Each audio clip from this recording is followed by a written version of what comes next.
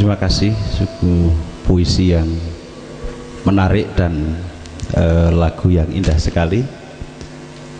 Puisi itu tadi mengingatkan kita betapa pentingnya sebuah ayat dalam Al-Quran yang menganalogkan seorang wanita dengan sawah, ya.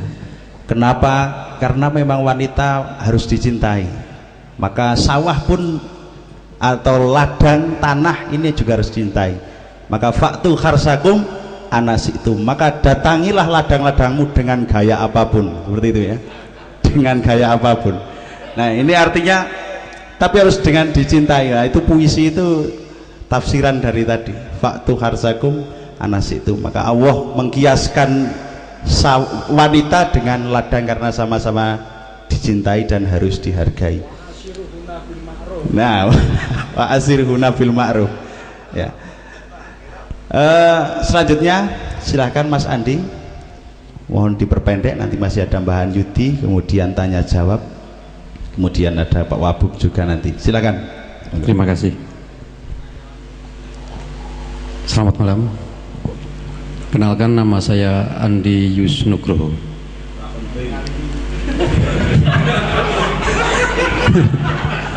Jadi sejak di Bandung, kemudian ke Temanggung dan sampai Bandung Gede, itu saya kumpul dengan teman-teman NU ini baru dikasih satu pelajaran uluk salam.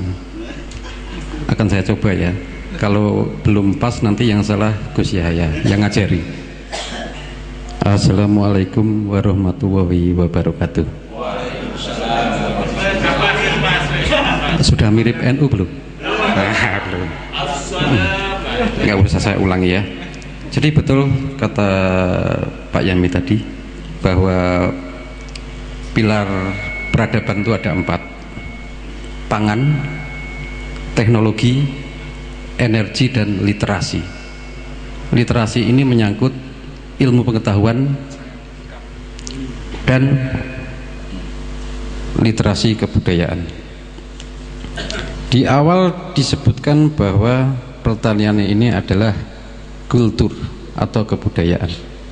Itu juga betul. Bagi orang Jawa, pertanian itu tidak sekedar mengolah lahan, budidaya tanaman, panen dan menghasilkan uang, namun menjadi kesatuan hidup atau jalan hidup dari kebudayaan masyarakat Jawa. Di pesisir gunung di Temanggung, baik itu Sumbing, Sindoro, dan Gunung Prau, masyarakat desa atau masyarakat petani itu sudah memiliki nalar syariah memelihara bumi dalam bentuk tradisi. Itu banyak sekali tradisi-tradisi di pesisir gunung yang mencerminkan pemeliharaan atau penghormatan terhadap bumi.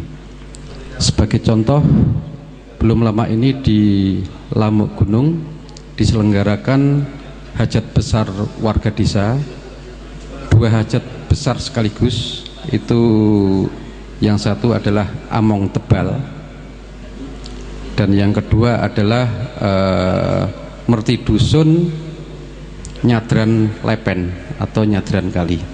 Itu dua-duanya adalah artikulasi budaya menjalankan syariah untuk memelihara bumi. Namun dalam tinjauan kebudayaan, syariah yang dilakukan oleh masyarakat desa, masyarakat gunung ini adalah berdasarkan falsafah tradisi, bukan dikombinasikan dengan falsafah religi Islam. Karena pada praktek tradisi itu bercampur dengan doa-doa yang berasal dari religi Islam. Itu menarik karena sebagai contoh, among tebal ini kan tradisi untuk memulai tanam tembakau.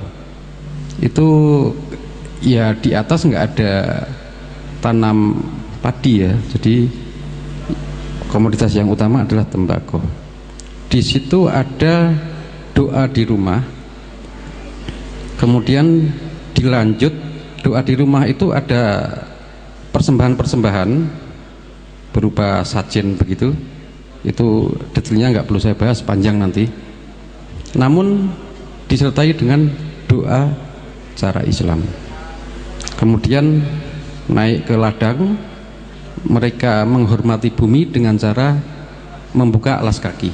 Jadi di ladang itu tidak boleh menggunakan alas kaki. Baru di situ dimulai dengan niat dalam bahasa Jawa. Mungkin kalau bahasa kunonya itu mantra-mantra untuk memulai menanam dengan seremoninya adalah monjo. Monjonya itu pun bukan ponjo sembarangan ponjo, tapi dicari dengan kayu yang pilihan. Nah, itu satu tradisi menghormati bumi. Untuk nyadran lepen itu adalah menghormati air. Jadi prakteknya sama, ritual di sumber mata air dengan diawali doa Islam, kemudian diawali dengan pembacaan niat-niat dalam bahasa Jawa. Hanya saja di sini praktek syariah ala tradisi itu baru sebatas upaya transenden, belum jauh pada praktek penghormatan atau pemeliharaan bumi secara konkret disertai dengan menanam pohon pada titik-titik vital untuk penyelamatan bumi dan sumber mata air. Nah, ini kami teman-teman penggerak literasi desa ini sedang berupaya berdialog dengan tradisi agar selain dalam bentuk ritual juga ada turunannya dalam bentuk praktek lapangan secara langsung. Minimal kalau tidak bisa menanam pohon besar di hamparan itu berdamai dengan situasinya adalah kita di daerah aliran sungai, hulu, dan sumber-sumber mata air. Minimal itu dulu. Nah, tradisi yang berlangsung di masyarakat pegunungan itu sebetulnya sudah sangatlah lengkap sebagai upaya untuk keberlangsungan kehidupan pertanian dan penyelamatan bumi. Ini nanti harus dielaborasi, harus ada dialektika antara pemangku adat, pemegang kebijakan di tingkat desa, dan inisiatif-inisiatif masyarakat yang berupaya ikut menyelamatkan bumi. Ini kalau kalau dilakukan secara bersama-sama itu akan damai semuanya. Menanam pun tidak mengalami resistensi di masyarakat. Nah, kemudian terkait dengan praktek pertanian sebagai kultur, memang betul kata Mas Anies bahwa kultur pertanian kita ini sekarang sudah rusak. Namun yang rusak bukan kulturnya atau digerogoti oleh kulturnya, tapi kultur itu dirusak oleh sistem. Sistem dalam hal ini ada dua macam. Sistem mengenai regulasi dan sistem pasar. Pasar ada dua hal dalam hal pengadaan pupuk dan bibit serta harga.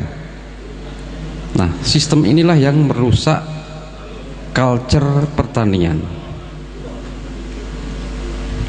Nah, bagaimana mengatasi hal itu?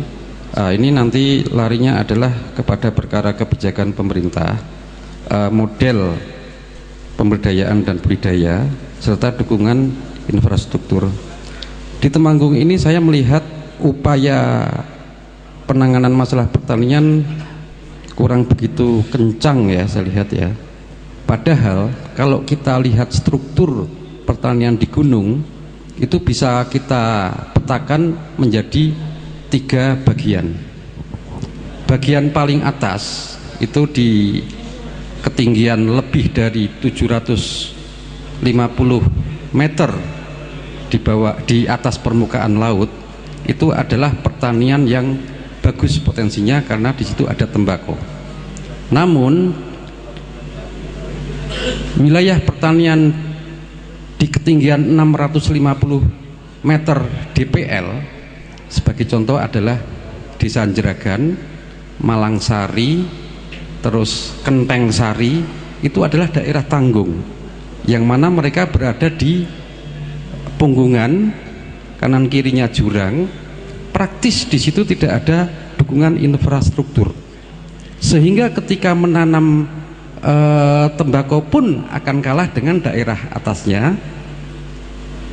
Dia hanya memiliki pilar ekonomi pertanian berupa tembakau yang nanggung, jagung manis, cabai, dan selingannya adalah kacang tanah. Kaloran lain itu daerah Persil. Sawah itu seperti Kedu, Jumo, Ngadirjo bawah, Bulu ya, Bulu bawah. Jadi bulu itu ada dua, bulu atas dan bulu bawah. Iya betul itu. Maka yang bulu bawah itu agak rimbun dengan pohon-pohon padi. Nah, agak becek dengan air. Maka dukungan infrastruktur bagi daerah menengah di ketinggian 650 DPL itu bagi saya adalah sebuah peta yang penting. Nah, ini belum dilihat oleh pemerintah sebagai jalur revitalisasi pertanian di lereng gunung, padahal pemetaannya mudah sekali. Nah, kalau pemerintah fokus saja pada daerah menengah, itu tidak bingung piye liar memulai menata pertanian di gunung. Gunung kalau atas sudah makmur, ini kondisi daerah menengah dan atas itu secara fisik tampak perbedaannya. Rumah-rumah di atas itu lebih bagus, di daerah menengah itu maaf masih banyak yang tertinggal secara ekonomi. Nah, kalau pemerintah daerah berani mengambil kebijakan jalur gunung, lereng gunung yang menengah ditangani secara serius dan menjadi prioritas, insya Allah antara daerah atas dan daerah menengah kesenjangannya tidak terlalu lebar. Nah, roadmap seperti ini pemerintah kurang jeli. Nah, forum cangkruan adalah forum diskusi yang bisa membuka cakrawala pemahaman kita terhadap situasi. Jadi ini sedikit saja bahwa lagi-lagi pertanian adalah kultur, itu sebuah keniscayaan. Kultur sebagai penguat pertanian, tradisi sebagai syariat, itu ke depan harus dibantu prakteknya oleh kita para inisiator menjadi tradisi yang membumi, tidak hanya tradisi yang ke atas gitu. Nah, pemerintah adalah pemangku kebijakan, mohon agar memperhatikan daerah lereng gunung menengah supaya ada prioritas penanganan masalah pertanian dan infrastrukturnya. Demikian yang bisa saya sampaikan. Akhirul kalam, wassalamualaikum warahmatullahi wabarakatuh.